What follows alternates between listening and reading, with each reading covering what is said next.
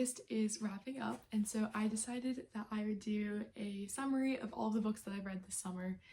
For me, as a college student, summer really starts halfway through May, and so I thought it'd be interesting to show all the books that I've read in May, June, July, and part of August. I've read definitely a wide variety of genres, so let's get into it. Starting off strong with probably one of my favorite reads of this year, we have Eleanor Oliphant is Completely Fine. This book is probably one of my favorite books of all time. Essentially, we follow this main character, Eleanor, throughout a period of her life. And it's interesting because there's not much revealed about the character at the beginning. And so it's really easy to make assumptions or judgments about the character, thinking that what she's doing might be really weird or really strange. And even her coworkers are laughing at her, judging her, making fun of her. And it's through reading this book that you understand why she is the way that she is. Essentially, she had an extremely traumatic childhood, and the author is essentially revealing little bits of information as Eleanor processes this traumatic past. And I think that this book is important because it teaches us that we never know what anyone is truly going through, and it can be so easy to judge or make fun of people, but at the end of the day, we never know what anyone is going through. And so essentially, while that is kind of like the overarching plot, Eleanor is essentially walking home from work one day when Raymond, who is a coworker, finds this elderly man who is lying on the sidewalk injured. And so Eleanor helps Raymond and essentially brings this man to the hospital, and they keep helping this man and going together to take care of this man, and that's when they form this friendship and relationship later on.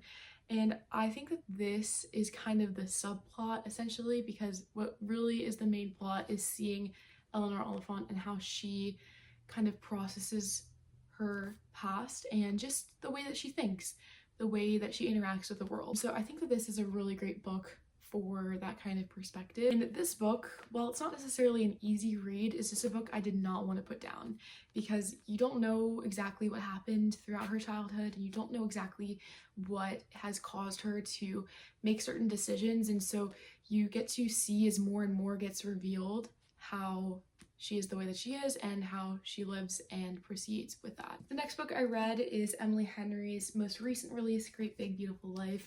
You can see I have quite a few Emily Henry books, but I'm gonna be honest, this is probably one of my least favorite of her books so far. And I know that she has so many bestsellers and that there are a lot of people that have really liked this book. I just didn't really think this book was for me.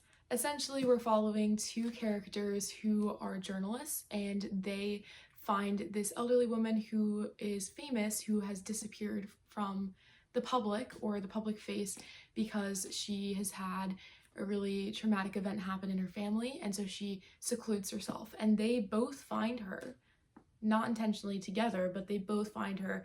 And essentially the woman, the elderly woman, says, I will let one of you publish a book about why I secluded myself, what happened in my family, but you both need to work with me for about a month and then I'll decide. We are watching these two characters be very driven and try to learn from this woman and get as much as they can while also keeping it from each other. However, despite their time kind of acting as competitors for this woman's publication, the two protagonists essentially start to build a relationship together. This book is a mix of going back in the past, learning about this woman's family history, and also the romantic interest of the two characters. And I think that the back and forth was one thing that just wasn't really interesting to me. I also don't know if it was just hard for me to follow the family history or the family dynamic, but I think that overall these characters in general are just not my favorite. But Emily Henry definitely has some other great reads. Next, on vacation, I read It's a Love Story and Promise Me Sunshine. I just want to say that when I think of beach reads, I tend to compare those books differently than the other books that I read throughout the year, just because I feel like my expectations are different, especially because I try to look for books that are easy to read, usually fun or lighthearted stories. And so It's a Love Story was definitely a great pick for the beach read category. It's a love story. It follows Jane, who was a famous actress as a child for a famous children's TV show where she was the comedic relief.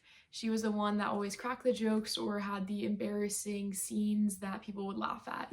And now, as an adult, she's trying to build a reputable career, leaving that past behind, but she's really struggling to do so. Right now, she's trying to get different scripts produced into movies, and she's in a meeting really willing to have the script that she's really passionate about become a movie. When they say that it's not going to work, it's not going to cut it, it is not commercial enough. And so Jane, kind of on a whim, because she's so passionate about being successful, says, I know some famous singer who was originally on the TV show with her. I will get him to sing a song for the movie. And the people that are helping produce this movie, the filmmakers, say that if she can get this guy to sing a song, that they will produce the movie. They do not know that she has this past. They don't know that she's the actress from that movie because she doesn't want anyone to know about her past as kind of the comedic relief. Now she has to find a way to convince this guy, who she hasn't been in touch with for a really long time, to produce this song for the movie, even though she has really bad memories with him in the past as children. I think this book is really funny because she originally does not like this one filmmaker who does not approve of her writing, but she essentially partners with him to go find this famous singer, and as an exchange, she is his date for a family reunion for an anniversary party for his parents, because it's in the same town as where the singer is. Is it a highly unrealistic plot? Yes, but I think it's funny to see how they went from arguing all the time to then being friends and then transitioning into starting a relationship together. And so I think that this book is definitely a good, easy read. It's lighthearted, and I would definitely recommend for your next beach trip. The next book I read is Promise Me Sunshine, and despite the pretty cover and the fact that I read it on vacation, this book is very dense as it follows the main character, Lenny, who is experiencing grief after the loss of her best friend to cancer. We meet Lenny when she is at rock bottom. She has isolated herself from her family and friends. She feels constantly sick, overwhelmed from the feeling of grief, and the only thing that's really helping her get money to support herself is some small babysitting jobs that she takes when she has slight motivation to work. She gets this one babysitting job for a single mom who is very well off, and so as she is meeting the mom and taking care of the daughter, she meets this man who is watching her babysit this girl. We soon learn that this is the uncle of the girl, and his name is Miles. Miles knows that something is up with Lenny, and despite how weird it may sound, he looks over her, kind of sees where she goes after work, and sees the grief book in her bag. He sees that she doesn't go home. She rides the ferry to and from New York because she just has nowhere that she wants to be. She doesn't want to return to her apartment. When Miles discovers that she's experiencing this intense grief, he decides that he will help her out. He has experienced grief from losing his mom and his niece, and so he essentially does everything that he can to support Lenny. He pulls her out from rock bottom and helps her, pushes her to get better. Lenny made a list of things that she had promised her best friend that she would do, and Miles helps her check those things off of the list. He also helps her have someone to talk to. He even offers her his spare apartment because she just doesn't have the courage yet to return to the apartment where she lived with her best friend. Also, on the other hand, Miles really wants to build a relationship with his stepsister's daughter that Lenny is babysitting. Essentially, he is not really sure how to interact with the daughter and is not really sure how he can build a relationship with her.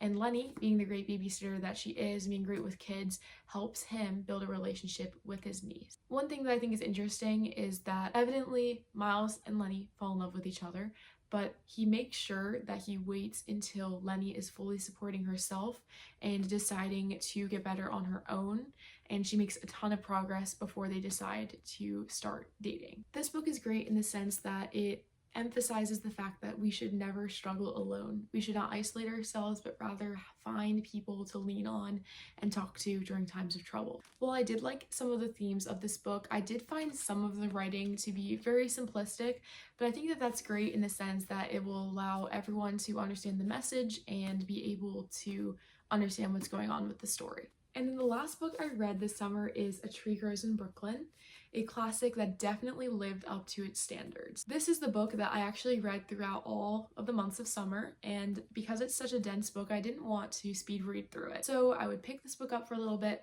read part one, and then start reading these other books throughout the summer, especially because there are a lot of heavy themes in this book. And when you're on vacation, you definitely want to read something that's a little bit more lighthearted or easier to understand. A Tree Grows in Brooklyn takes place at the start of the 20th century, and we follow Francie throughout her entire childhood, from her early preschool years all the way to being an adult. And this book definitely emphasizes so many themes of growing up, especially within the themes of the start of the 20th century, including the start of World War I. A Tree Grows in Brooklyn follows the life of a young girl named Francie from her preschool years all the way up to adulthood, and we get to really grow up with Francie and see how her perspective changes and how she views different things as she grows older. I think that Betty Smith does an amazing job of really depicting how a person changes and has different opinions on different things. For example, we see Francie have such admiration for her father when she's younger, despite him experiencing alcoholism. However, as she gets older and he continues to have these issues, she tends to have a different shift in the way that she views him. It's not necessarily shame, but she no longer admires him in the same sense as what she did when she was younger. At the same time, we see shifts in her beliefs, her relationship with Christianity and Catholicism. There are so many themes in this book that I definitely will have to do a separate video kind of going through all the points that I have here, but this is definitely a 5-star read. I will say the beginning starts off very slow until you recognize that this is the style of the book. This is a slow book because we're seeing how Francie is viewing the world as a 4-year-old, as a 12-year-old, 16-year-old, how she is building or breaking relationships, how she changes her opinions, how she has different smaller moments in life, how they have influenced her adulthood. All of these moments and details are important, and it's really interesting to see how she is transforming, and also it's just really interesting to see her childhood and her life. Yes, there are definitely extensive chapters that go into really immense detail on certain topics and certain anecdotes or stories that might seem kind of out of place, but I think that those all kind of tell an overarching story of the transformation of a woman who grew up in Brooklyn and how growing up in that place has helped shape the person that she is in the modern or today's world, today as in the present moment of the book, and then also just how she views the world and understands it.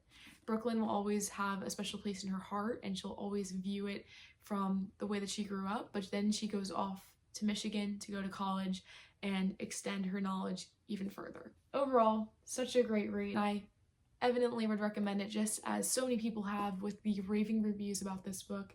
However, I really think it's not a book that you can speed read. It's a book to process and really sit down and take your time to read and go through all of the immense details. Those are all the books that I read this summer. Thank you all so much for watching. I definitely had some really good reads this year, especially A Tree Grows in Brooklyn and Eleanor Oliphant is Completely Fine, and I can't wait to read some even more amazing books this fall.